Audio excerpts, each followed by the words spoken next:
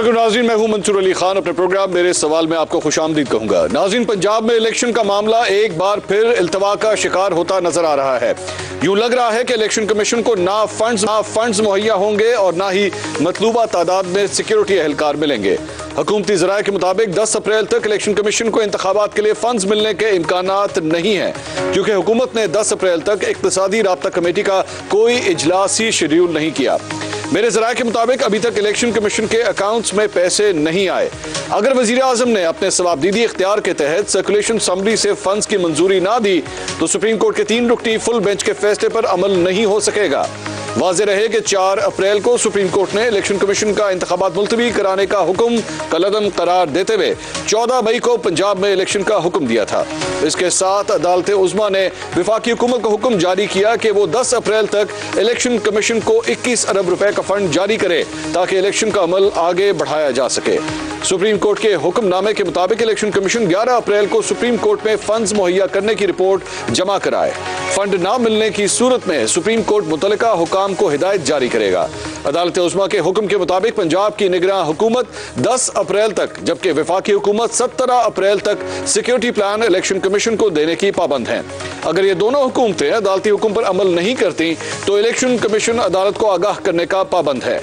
नाज़रीन, एक तरफ इक्तिसादी राब्ता कमेटी का इजलास तक न बुलाए जाने से यूं लगता है कि वफाकी हुकूमत इंतखाबात के लिए फंड्स मुहैया करने को तैयार नहीं। दूसरी तरफ पंजाब पुलिस के हुकाम ने कह दिया है कि वो इलेक्शन कमीशन के फॉर्मूले के तहत सिक्योरिटी फराहम नहीं कर सकेंगे। पुलिस हुकाम का कहना है कि इलेक्शन कमीशन के फॉर्मूले के तहत तकरीबन 4 लाख नफरी की जरूरत है, जबकि वो लाहौर समेत पंजाब भर में सिर्फ 1 लाख सिक्योरिटी एहलकार फराहम कर सकते हैं। नाज़रीन, जहां हुकूमत इलेक्शन के मामले में सुप्रीम कोर्ट को टफ टाइम देने पर तुली हुई है, वहीं सदर मुमलिकत अपने तौर पर हुकूमत को टफ टाइम दे रहे हैं। आज सदर आरिफ अलवी ने supreme court practice and procedure bill आइन के आर्टिकल 75 के तहत नज़रसानी के लिए पार्लियामेंट को वापस भिजवा दिया है। सदर मुमलिकत के मुताबिक ये बिल पार्लियामेंट के इख्तियार से बाहर है और कानूनी तौर पर मसनूई और नाकाफी होने पर अदालत में चैलेंज किया जा सकता है। नाज़रीन, ये कहा जा सकता है कि अगर मेरे कप्तान को इलेक्शन नहीं मिल रहे तो चैन से हुकूमत करना शहबाज शरीफ को भी नसीब नहीं हो रहा। अब अगर अगले 2 दिन में वफाकी हुकूमत इलेक्शन कमीशन को 21 अरब रुपए जारी नहीं करती तो हालात मजीद खराबी की तरफ जाएंगे। मुमकिन सियासी और आईनी बहरान पर मेरे 10 सवाल हैं। सवाल नंबर 1, अभी तक हुकूमत का बज़ाहिर मौक़िफ़ यह है कि 3 रुकनी बेंच का फैसला ही नहीं है, इसलिए वो इस पर अमल की पाबंद नहीं, लेकिन अमली तौर पर ऑर्डर ऑफ कोर्ट की हैसियत वही फैसला जारी हुआ है। क्या इस फैसले को मानने से इनकार करके हुकूमत जानबूझकर आईनी बहरान पैदा कर रही है? सवाल नंबर 2, फैसलों में कंफ्यूजन हो या कोई बहरान हो, फैसला अदालत को ही करना है। हुकूमत अगर अपने मौक़िफ़ की मजबूती पर मुतमईन है तो एक पिटीशन दायर करके इस सूरत हाल को क्लियर क्यों नहीं करती? सवाल नंबर 3, हुकूमती तर्जुमान मरियम औरंगजेब और वजीर कानून आज़म नज़ीर तारड़ कहते हैं कि 3 रुकनी बेंच का फैसला हुआ ही नहीं। अगर चीफ जस्टिस की सरबराही में 3 रुकनी बेंच का फैसला हुआ ही नहीं तो फिर इलेक्शन कमीशन ने किसके हुक्म पर इलेक्शन शेड्यूल जारी किया?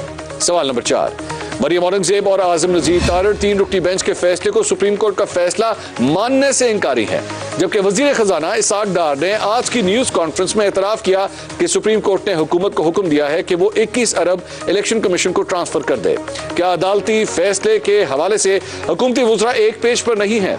सवाल नंबर 5, निगरान हुकूमत 90 दिन के लिए आती है। असेंबलियों की तहलील को 90 दिन गुजर जाने के बाद निगरान हुकूमतों की आईनी हैसियत क्या रह जाएगी? सवाल नंबर 6, हुकूमत मेरे कप्तान को इस बहरान का जिम्मेदार करार दे रही है।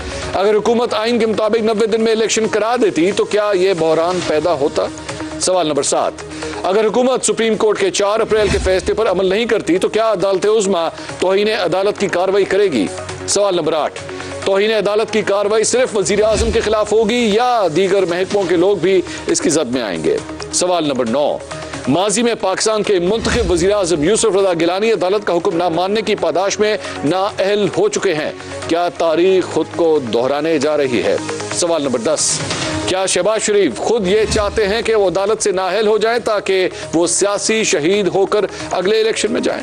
नाज़रीन, इन तमाम सवालों के जवाब ढूंढने की कोशिश करते हैं। आज हमारे साथ पैनल में मौजूद हैं मुस्लिम लीग नून से डॉक्टर अफनानुल्लाह खान साहब, सीनियर तज्ज़ियाकार सना बुच्चा साहबा हमें ज्वाइन कर रही हैं, और सीनियर तज्ज़ियाकार आमिर ज़िया साहब भी आज प्रोग्राम में हमारे साथ मौजूद है। तीनों मेहमानों का बहुत बहुत शुक्रिया। डॉक्टर अफनान साहब, सबसे पहले आपसे मैं पूछना चाहूंगा, आज इसहाक डार साहब ने एक प्रेस कॉन्फ्रेंस की, लेकिन किसी किस्म की कोई कमिटमेंट नहीं दी कि जनाब हम सुप्रीम कोर्ट के हुक्म पर ये पैसे इलेक्शन कमीशन को ट्रांसफर करने जा रहे हैं। और आज जब मैं इस प्रोग्राम में आकर बैठा हूं तो आखिरी इतलात तक अभी भी इलेक्शन कमीशन को वो पैसे जारी करने का कोई प्रोग्राम नहीं लग रहा। इक्तिसादी राब्ता कमेटी का इजलास भी स्केड्यूल नहीं है। लग यही रहा है, इंडिकेशंस यही आ रहे हैं कि आप लोगों का पैसे देने का कोई इरादा नहीं है। जी बिस्मिल्लाह रहमान रहीम। देखें, बात यह है कि जो इसके ऊपर आपने अपने सवालों में भी रोशनी डाली है कि ये जो फैसला आया है 7 मेंबर बेंच का, ये तो 4-3 की से जो है ये सो मोटो रिजेक्ट हुआ है। जब सो मोटो रिजेक्ट हो गया है तो फिर ज़ाहिर है इम्प्लीमेंटेशन वाला केस ऑटोमेटिकली वैसे ही ख़त्म हो जाता है। और इसके ऊपर तो जो है चीफ जस्टिस साहब ने खुद बोला था कोर्ट के अंदर के अतर मिनल्ला साहब जो है वो उनके साथ हैं इसके अंदर, हालांकि जो है फैसला उनके बिल्कुल जो है वो बरक्स आया है। तो ये जो है इस और उस फैसले के अंदर भी ये वाज़ेह तौर पे लिखा हुआ है कि ये 4-3 है। खाली जस्टिस अतर मिनल्ला ने नहीं, मंदू खेल साहब ने, मंसूर अली शाह साहब ने और याया अफरीदी ने, चारों ऑनरेबल जस्टिस ने ये वाली बात की है कि ये फैसला 4-3 है। तो वो भी सुप्रीम कोर्ट का उतना ही हिस्सा है जितना चीफ जस्टिस साहब हैं। तो ये नहीं हो सकता कि कोई एक वन मैन शो हो जिसके अंदर एक बंदा जो है वो इंतजामी, लेकिन अफनान साहब ये तो आपकी ट्रांसलेशन है ना सर। दिस इज ये तो वो तरीकाकार है जिस तरह आप इसकी तशरीह कर रहे हैं। लेकिन सबसे बड़ी बात यह है कि इलेक्शन कमीशन ऑफ पाकिस्तान आपके साथ नहीं खड़ा इस मामले के अंदर। सुप्रीम कोर्ट के हुक्म के मुताबिक उन्होंने इलेक्शन स्केड्यूल अब जारी कर दिया है। सो जिस तरीके से आप इसको ट्रांसलेट कर रहे हैं इस पूरे फैसले को, इलेक्शन कमीशन उस तरह नहीं कर रहा। देखिए, बात यह है कि इलेक्शन कमीशन ने जरूर जो है वो इसका स्केड्यूल जारी किया है, लेकिन ये जो चौथा जो जो आया है नोट कल अतर मिनल्ला साहब का, वो तो अभी रिसेंटली आया है ना, स्केड्यूल इससे पहले जारी हुआ था। अब तो बड़ा क्लियर है, अगर किसी के जहन में कोई इबाम भी था तो वो तो अब खत्म हो जाना चाहिए। और उन्होंने चारों जो जस्टिस हैं उन्होंने अपने फैसलों में भी ये लिखा है कि जी हमें, अतर मिनल्ला ने तो ये कह दिया कि मैं तो उसका हिस्सा था, मैंने तो ये कहा भी नहीं कि मुझे उससे हटा दें और फिर भी मुझे निकाल दिया। तो एक दफा अगर बेंच बन जाए तो इवन चीफ जस्टिस भी साहब भी जज को बेंच से नहीं निकाल सकते।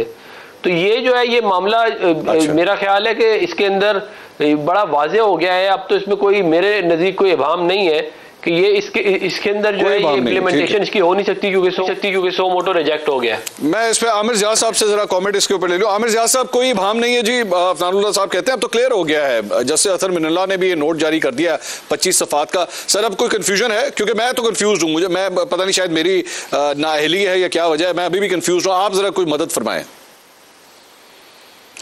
मंसूर साहब, मैं भी आपके साथ कंफ्यूजन में शामिल हूं, लेकिन ये कंफ्यूजन ये इस बात का नहीं है कि सुप्रीम कोर्ट का फैसला क्या था। कंफ्यूजन ये कि मुल्क को जो है किस तरफ लेके जाया जा रहा है और उसकी कोई आपको सिमत नजर नहीं आ रही है। ये कंफ्यूजन बहुत ज्यादा है। देखिए, जबरदस्ती का इबाम पैदा किया जा रहा है, जबरदस्ती का तनाज़ा बनाया जा रहा है। जो हकीकत है उसकी बात ही, कि आप बात करें लॉ एक्सपर्ट से बात करें, ज्यादातर जो इंडिपेंडेंट हैं वो यही कहेंगे कि जनाब आज के कानून के तहत चीफ जस्टिस के पास इख्तियार है बेंच को बनाने का, ठीक है ना। उसके तहत उन्होंने बेंच बनाई और 9 थी, 9 से वो 5 के ऊपर लेकर आ गए, ठीक है ना। तो उस वक्त अच्छा, उसमें ये जो अतर मिनल्ला साहब का नोट आया जिसकी बाज़ लोग बहुत तारीफ कर रहे हैं और बहुत सारे लोग तनकीद भी कर रहे हैं, उसने, मेरा सवाल ये कि उन्होंने ठीक है बड़ी नसीहत की, उन्होंने बहुत ही मजबूत अखलाकी पोजीशन लेने की कोशिश की है, लेकिन उसकी वजह से उस नोट के बाद जो है क्या मसला हल हुआ या मसले में मजीद उलझावा आ गया? तो मेरे ख्याल में मजीद उलझावा आ गया क्योंकि हुकूमत के पास एक एक्सक्यूज उसको मिल गया है चीज़ों को मतलब तोड़ मोड़ कर पेश करने का। सवाल जो बुनियादी है वो बुनियादी सवाल ये कि क्या आइन के मुताबिक 90 दिन में इंतखाबात होने चाहिए नहीं होने चाहिए। और हम समझते हैं आपने अभी भी एक लफ्ज इस्तेमाल किया एक्सक्यूज का, आपने कहा कि जी एक्सक्यूज मिल गया है। एक्सक्यूज मिल गया है या एक ठोस वजह मिल गई है? दोनों की डेफिनेशन में बहुत फर्क है, यू नो दैट। मैं ये अर्ज करूँ, मैंने जान के जरा सा थोड़ी बहुत मतलब अंग्रेजी उर्दू आती है मंसूर साहब, कि मैं जब भी मैंने एक्सक्यूज के वर्ड लफ्ज जो है इस्तेमाल किया, एक बहाना मिल गया, अगर आप इसको उर्दू में तर्जुमा करके कहें तो ये बहाना है उनका कि जनाब ठीक है। अच्छा, दूसरी बात है कि हमें समझनी चाहिए कि किसी भी क्या मतलब जो सवाल है, जो हम हर चीज़ पे बात कर रहे हैं, हम फुट नोट ऑफ हिस्ट्री पे बात कर रहे हैं, लेकिन जो असल मसला है कि क्या 90 दिन में आइन के मुताबिक इंतखाबात होने चाहिए नहीं होने चाहिए, ये एक सवाल है बुनियादी। अच्छा, उसमें क्या किसी मोअज़्ज़िज़ जज ने ये कहा है कि नहीं होने चाहिए, आइन पे अमल नहीं होना चाहिए, कानून पे अमल नहीं होना चाहिए? तो मेरे ख्याल में नहीं। इतराज़ात जो आ रहे हैं वो प्रोसीजर के आ रहे हैं, लेकिन जो उसकी स्पिरिट है वो ये कि जी आइन के ऊपर जो 3 रुकनी बेंच का है, 5 रुकनी बेंच का फैसला है 3-2 का, उसमें यह कि जनाब इसके तहत जो है इंतखाबात। आमिर साहब ये जो प्रोसीजर आपने प्रोसीजर का कहा, इस पे मेरा सिर्फ एक सवाल जी, सिर्फ एक सवाल। आपने कहा कि एतराज़ात प्रोसीजर के ऊपर आ रहे हैं, but don't you think actually अगर आप प्रोसीजर को फॉलो ना करें, अगर आप एक जिस तरीके से एक रूल्स बने हुए हैं उस प्रोसीजर को आप फॉलो ना करें, तो एक्चुअली जो एंड रिजल्ट होता है वो आप खुद उसको खराब कर देते हैं, और ये जो जिसे आप एक्सक्यूज कह रहे थे, ये एक ठोस वजह बन जाता है कि आपने खुद सारे मामले को उलझा दिया। I will give you an example, एक मैं छोटी सी एग्जांपल, एक केस सिनेरियो मैं सिर्फ आपके सामने रखता हूं कि आप मिसाल के तौर पर एक डाकू को रंगे हाथों पकड़ लेते हैं, या एक कातिल को रंगे हाथों आप पकड़ लेते हैं, पुलिस पकड़ लेती है, और उसके बाद जाहिर बात है अब प्रोसेस क्या है कि आप उसको कोर्ट ऑफ लॉ में पेश करेंगे, उसका केस चलेगा, केस के बाद उसको सजा होगी और वो फांसी की सजा हो सकती है, और उसको मतलब वो इस दुनिया से कूच कर जाएगा वो, ये जब ये सब कुछ होता है। लेकिन इसके बजाय पुलिस उसे पकड़ के पुलिस मुकाबले में मार देती है, एक जाली पुलिस मुकाबले में मार देती है, तो एंड रिजल्ट तो वही है, डाकू तो वैसे ही मारा गया, लेकिन फिर भी this will not be the rule of law, this will be called कि ये प्रोसीजर जो है उसके साथ ज्यादती हुई है, कानून की हुक्मरानी नहीं हुई है। क्या प्रोसीजर ही सब कुछ नहीं होता? अच्छा, मैं ये अर्ज करूं कि जो आपने मिसाल दी प्रोसीजर की, ये पुलिस पे अगर पुलिस एक्स्ट्रा जुडिशियल किलिंग करेगी तो बिल्कुल इतलाक होगा इस बात का। अब यहाँ पर एक जो है मतलब एक सेक्शन ऑफ सोसाइटी या जो हुकूमत है वो कह रही है प्रोसीजर फॉलो नहीं हुए, इनका इतराज प्रोसीजर पे है ना, और वो जो है मतलब जो चीफ जस्टिस साहब हैं या उनके और जो उनके दीगर जो वो हैं मोअज़्ज़िज़ जज हजरात हैं, वो कह रहे हैं जी फॉलो हुआ है। अब इस चीज़ का फैसला होना है कि जी फॉलो हुआ नहीं हुआ। मगर मेरे एक और सवाल है जो सिर्फ मिन्नल्ला साहब ने कहा था अपने नोट में, जिस पर बहुत शोर बात हो रही है कि जनाब मतलब है कि सियासी मामलात में नहीं कूदना चाहिए। हालांकि सिर्फ सियासी मामलात, ये सियासी मामला नहीं है, ये एक लीगल मामला, एक आईनी मामला था, और इसलिए कोर्ट को कूदना पड़ा।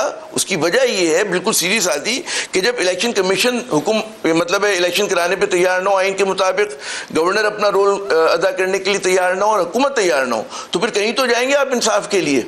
तो अगर इंसाफ के लिए कहते हैं कि उसमें सुप्रीम कोर्ट आ जाती है और वो इस मसले को हल करा रही है, तो मेरे ख्याल में एक विन विन सिचुएशन है। अगर आप इंतखाबात, मुझे सवाल ये होता है कि इंतखाबात से डर क्यों रहे, इंतखाबात से भाग क्यों रहे? हो सकता है कि मतलब है कि आप मतलब पीडीएम की कारकर्दगी इतनी अच्छी हो माशाल्लाह कि उस पर इनको वोट छोट मिल, इजाजत दीजिए मुझे, तो ये एक सवाल है। बाकी मुझे इजाजत दीजिए तो लायानी है और चीजों को सना, ये सारी जो गुफ्तगू आपने सुनी है सना, ये जो सारी गुफ्तगू आप सुन रही हैं, अब हमें एंड रिजल्ट की तरफ देखना चाहिए कि yes elections need to be held, elections होने चाहिए, 90 दिन में होने चाहिए, let's all everyone should go for the election. या हमें एक्चुअली इस प्रोसीजर के ऊपर जो हुकूमत कह रही है, एतराज कर रही है, हमें पहले उसके ऊपर डिस्कशन करनी चाहिए, एंड रिजल्ट को बाद में देखना चाहिए।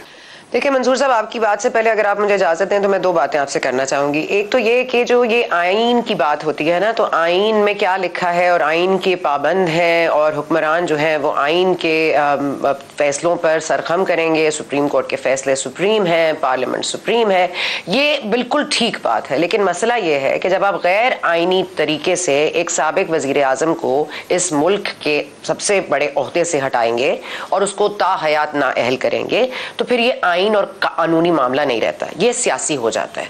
और माजरत के साथ अब कोई भी मामला आइनी और कानूनी नहीं रह गया, क्योंकि आइन में आप तरमीम कर 2/3 अक्सरियत से आर्मी चीफ की एक्सटेंशन को तो मंजूर कर सकते हैं, लेकिन आप आइन में तरमीम किए बगैर आप ये नहीं कर सकते कि आप 1988 का, 1 मिनट जरा निकाल लीजिए, जुनेजो साहब की जो असेंबलियां तहलील हुई थी, उसके बाद क्या हुआ था।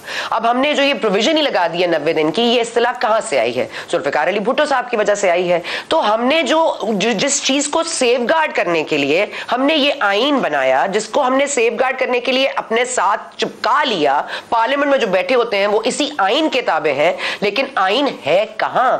आईन की तशरीह आया किसने करनी है? हमने अल्फाज की तशरीह करनी है या हमने रूह की तशरीह करनी है? लेकिन मसला यहां ये हो रहा है, यहां रूह जो है आईन की उसको कब्ज किया जा रहा है और ये नहीं हो सकता। और जब ये होगा तो आप आईन और कानून से बालातर होकर फैसले करेंगे और एक गैर आईनी इकदाम को बहरहाल आप आईनी कवर नहीं दे सकते। यहां पर मसला मेरिट पर इंसाफ का नहीं है, यहां पर मसला ज्यादतियों के अजाले का है। और ये बात हम पता नहीं क्यों नहीं करते, हम एंड की बात करते हैं, हम बिगिनिंग की बात कर लें।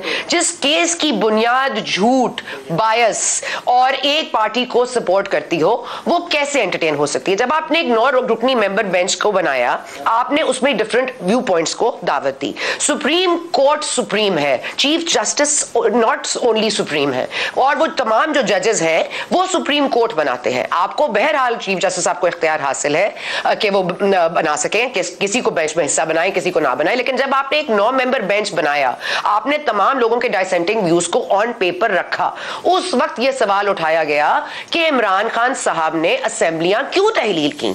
जस्टिस अतहर मिनल्ला साहब, प्लीज याद रखिए, ये इस्लामाबाद हाई कोर्ट के चीफ जस्टिस थे जब कंटेम्प्ट का कोर्ट का इशू आया था, और उस वक्त नून लीग ही थी जो इनको कह रही थी कि लाडले को वहां से रिलीफ मिल गया, हमारे साथ तो ये हुआ था, इनके साथ तो ये हुआ। तो लेट्स जस्ट थिंक कि justice Athar Minallah is not on the government side. Justice Athar Minallah साहब का इंडिपेंडेंट व्यू पॉइंट और जो उनके हक राय दही का इस्तेमाल और तमाम चीजों पर जो उनका एक बहुत ही इंडिपेंडेंट माइंडसेट है, मैं उसकी बड़ी रिस्पेक्ट करती हूं और बड़ी उसकी मैं मुतारिफ भी हूं। लेकिन मामला यह है कि आपके जस्टिस अतहर मिनल्ला साहब ये कह रहे हैं कि ये 4-3 का मामला है। देखिए, कोई जज ये नहीं कह रहा कि 90 दिन में इलेक्शन नहीं होने, किसी जज ने ये नहीं कहा कि आईन के खिलाफ चले जाइए। लेकिन अब जब मामला इतना पेचीदा हो जाए तो आपको तमाम अवामल को नजर में रखना होता है, और इसीलिए 9 मेंबर बेंच बनता है, क्योंकि आपके लाइक माइंडेड लोग नहीं होते, वो कोई और पॉइंट लेकर आएंगे। बड़ा अच्छा जस्टिस अतहर मिनल्ला साहब ने कहा था कि असेंबलियां तहलील ही क्यों हुई थी, या असेंबलियां तहलील क्यों हुई थी? वो तो इसलिए हुई थी कि इमरान खान साहब प्रेशर डालेंगे और फेडरल इलेक्शंस और सब कुछ मिल जाएगा इनको। वो नहीं मिला। अभी भी देख लीजिए तारीख आगे, लेकिन इमरान खान साहब को 100% खुश तो नहीं नजर आ रहे, क्योंकि उनको ये सर्व नहीं करता। वो पंजाब में भी हुकूमत बना लेंगे। देखिए, मामला सिर्फ ये है कि पहले जब सना एक मिनट, सिर्फ यहाँ पे एक सवाल मुझे पूछने दीजिए। आपने कहा कि जी इमरान खान साहब जो हैं वो प्रेशर डालना चाहते थे, इज दैट समथिंग न्यू? क्या पूरी दुनिया की पॉलिटिकल हिस्ट्री में इस तरह नहीं होता? पॉलिटिशियंस जो हैं वो अर्ली इलेक्शंस की तरफ चले जाते हैं थिंकिंग कि हमारे पास पॉपुलैरिटी है, let's go for a vote, और उसके बाद हमें दोबारा 4 साल या 5 साल डिपेंडिंग ऑन द कंट्री हमें दोबारा जो है मैंडेट मिल जाएगा। पूरी दुनिया में इस तरह होता है? बिल्कुल होता होगा मंसूर साहब, लेकिन आप मुझे बता दीजिए कि आप बेवजह अपनी पॉपुलैरिटी प्रूव करने के लिए आपने असेंबलियां तोड़ी थी? क्या आपको लोगों के वोट ने यहां तक नहीं पहुंचाया? क्या आप पार्लियामेंट से अपनी मर्जी से के तहत नहीं निकले? आपका जब दिल चाहता है आप कभी निकल जाते हैं, आपका जब दिल चाहता है कोर्ट जाके कहते हैं मुझे वापस लाने दो।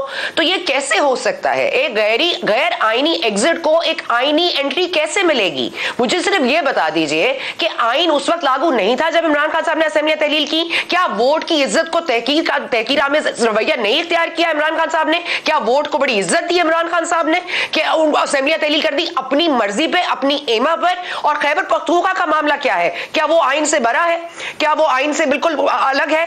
क्या वो पाकिस्तान का हिस्सा नहीं है? ये इस तरह का फेवरेटिज्म मैंने कल भी ये सवाल किया था, मैं आपसे भी दोबारा ये पूछता हूं, मैं आपसे भी दोबारा पूछना चाहूंगा, हमारा कॉन्स्टिट्यूशन, क्या हमारा कानून ये सवाल करता है, क्या ये कहता है कि अगर कोई वजीर आला या कोई वजीर आजम असेंबली तोड़ दे तो आपने वजह वहां पे बतानी है, और वो वजह ठोस वजह होनी चाहिए? क्या ये आईनी रिक्वायरमेंट है?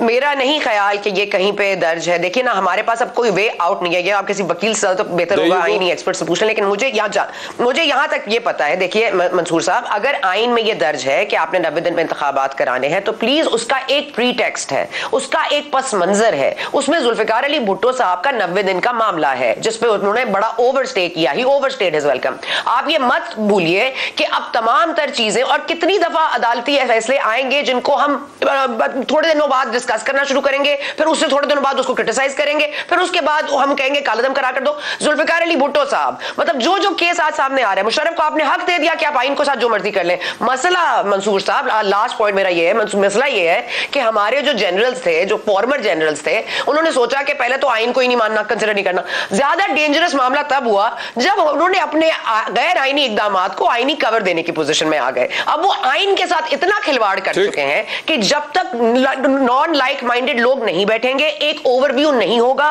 कि कहां से शुरुआत हुई है, कहां इख्तिताम होना है, किसको फैसला गलत दिया गया, किसका फैसला सही है, और क्यों हम 90 दिन में इंतखाबात कराएं, क्यों कराएं हम 90 दिन में इंतखाबात इमरान खान साहब की एमा पर। वाई?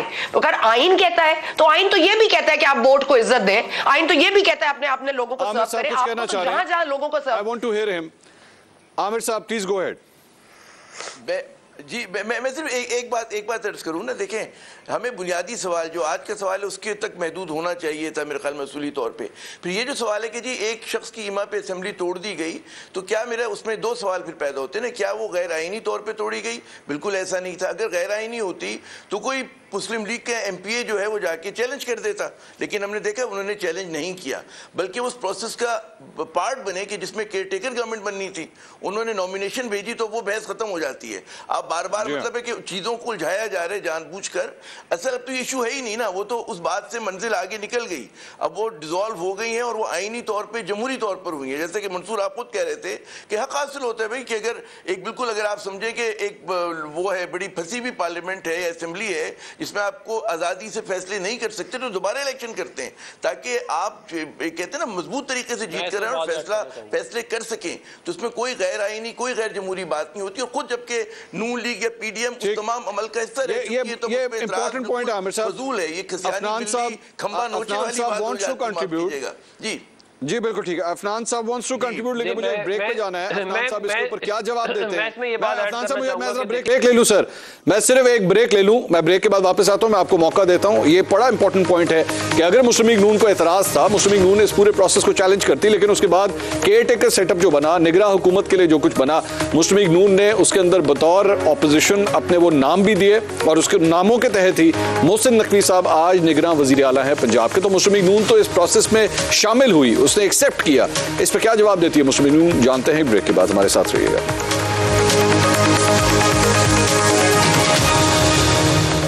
नाज़रीन welcome back after the break. Break से पहले आबिर ज़िया साहब ने यह फरमाया कि मुस्लिम लीग नून को इस पूरे प्रोसेस के हवाले से, असेंबलियां तहलील करने के हवाले से अगर एतराज होता उसको कोर्ट में जाके वो चैलेंज कर सकते थे, लेकिन इसके बावजूद वो निगरां सेटअप बनाने के लिए उस पूरे प्रोसेस का हिस्सा बने और मोहसिन नकवी साहब उसके बाद निगरां वज़ीर आला पंजाब भी बन गए। इस पर क्या जवाब देंगे डॉक्टर अफनान साहब?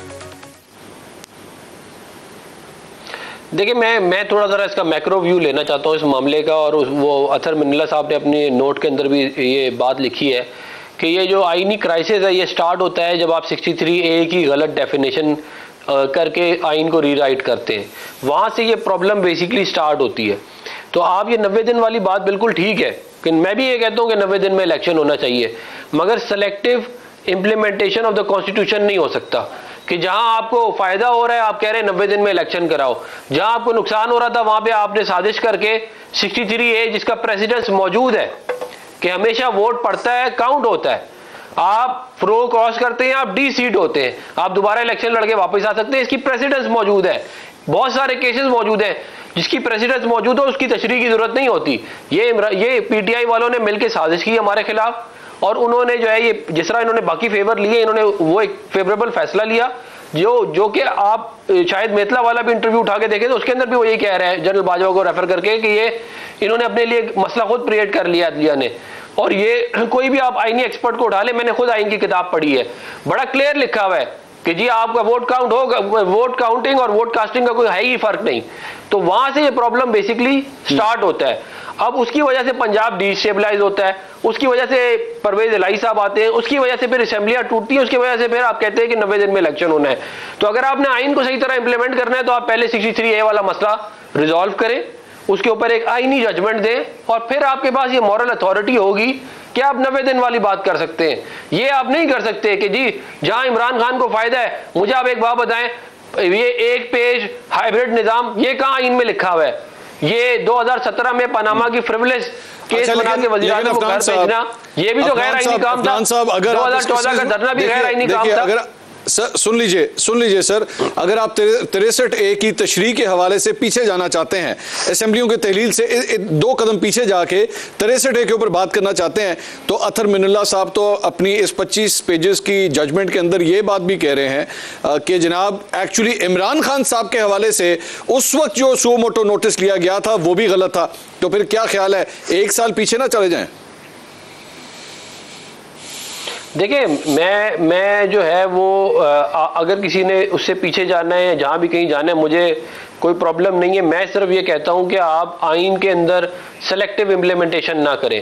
कासिम सूरी वाली रूलिंग के अंदर आप किसी आइनी एक्सपर्ट को बुला के बैठा लें, पटिशन होती है, सो मोटो होता, फैसला यही आना था जो आया है। क्योंकि आइन में एक दफा वोट ऑफ नो कॉन्फिडेंस की करारदाद जमा हो जाए, आप असेंबलियां नहीं तोड़ सकते। इन्होंने आइन को एब्रोगेट करने की कोशिश की थी, 63A वाले मामले में आइन को रीराइट किया गया। मैं ये कह रहा हूँ ना, आप आइन को सेलेक्टिव नहीं कर सकते। फॉलो आप साहब सो मोटो नोटिस लेने की बात हो रही है कि आपने पिटीशन फाइल नहीं की थी, सो मोटो खुद लिया गया था। अतर मिनल्ला साहब कह रहे हैं कि वो भी गलत था, आइए फिर मेरे साथ, अगर अतर मिनल्ला साहब के साथ खड़े होना है, आपने खड़े होना है, तो फिर आइए फिर बैठ के ये कहेंगे हाँ जी पूरा का पूरा जो कुछ लिखा है सारा ठीक है। मेरा ये ख्याल है कि सो मोटो की पावर्स को बहुत ज्यादा अब्यूज किया गया। लेकिन मैं आपको एक बात बता दूं, अगर चीफ जस्टिस साहब सो मोटो ना लेते तो पिटीशन तो हमने नहीं करना था, उस केस को फैसला वही आना था जो आया है। सिर्फ ऑब्जेक्शन सो मोटो के ऊपर है।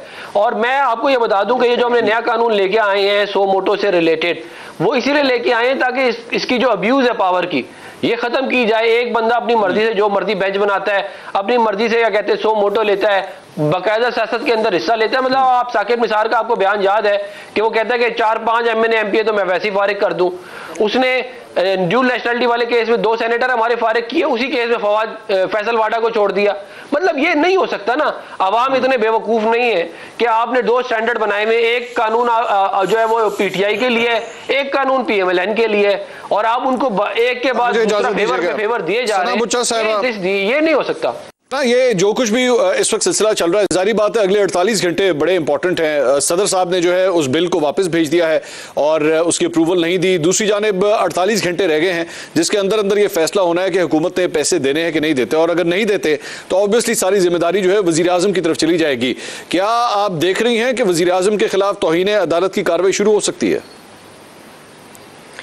नहीं, होने को तो बहुत कुछ हो सकता है मंसूर साहब, लेकिन ये भी तो देखिए ना कि ये जो बात कर रहे हैं कि ये पहला सो मोटो क्यों लिया था साल पहले, तो आप ये भी देख लीजिए कि उसको लिया किस बुनियाद पर था और कितने जजेस साहिबान थे जिन्होंने इस पर मुत्तफिकाना फैसला दिया था। 13 जजेस में से 11 ने कहा था कि सो मोटो बनता है। उस वक्त डोगर साहब का केस नहीं चल रहा था जिसमें से आपने आज खुद नोटिस ले लिया और इलेक्शंस को उसमें से निकाल लिया। उस वक्त एक मामला था और अतर मिनल्ला साहब का मामला ये है कि उस वक्त 11 मेंबर्स ने मुत्तफिकाना तौर पर ये कहा था कि हम कर सकते हैं। दूसरी बात आपकी जो है वो यही है कि देखिए ये बहुत battle lines are very clearly drawn.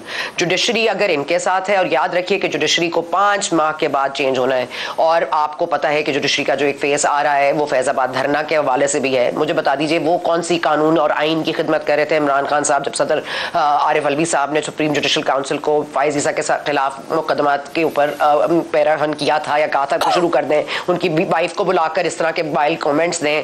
तो ये सब कुछ भी हमारे यहाँ हुआ है। तो जुडिशरी का मजाक हमने किसने शुरू किया है इसकी बात छोड़ देते हैं, लेकिन अब किसने खत्म करना है ये देखिए। हमारे यहाँ ओवरस्टेपिंग हुई है और ये ओवरस्टेपिंग मौजूद है। इस वक्त आपको पता है कि डेस्क बजा के जब वेलकम किया जाता है चीफ ऑफ आर्मी स्टाफ को और DG ISI को, तो you know where they are, where their vote is, and you know where Imran Khan Sahab is leaning towards, but you also know कि 5 माह ही रह गए हैं। पहले उन्होंने नवंबर में इलेक्शन किया, अब वो इलेक्शन कर रहे हैं। उस वक्त भी एक चीफ की तैनाती का मामला था, इस वक्त भी एक चीफ की तैनाती का मामला है। लेकिन मसला सिर्फ ये है कि यहाँ पर सब चीजें क्लियरली है, बता दी गई है कि कौन बनेंगे नेक्स्ट, और वहां बता दिया गया है कौन नहीं। मतलब उस वक्त 5 चॉइसेस थी।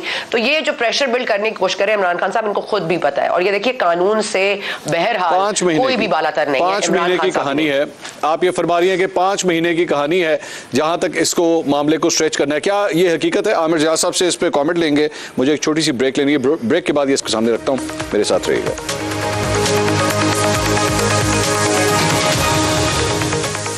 नाज़रीन welcome back after the break. Break से पहले सना बुच्चा साहिबा ये कह रही थी कि 5 महीने तक इस मामले को स्ट्रेच करने की एक कोशिश है, जो कुछ भी इस वक्त हम देख रहे हैं।